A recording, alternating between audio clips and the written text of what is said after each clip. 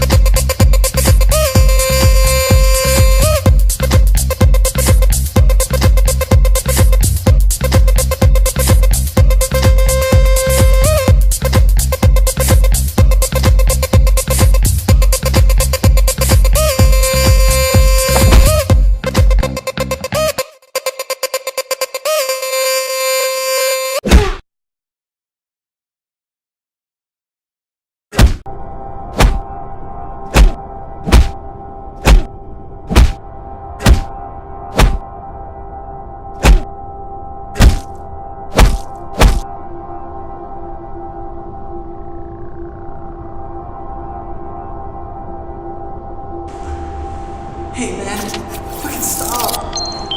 You want money, man? You want my car? I got cash.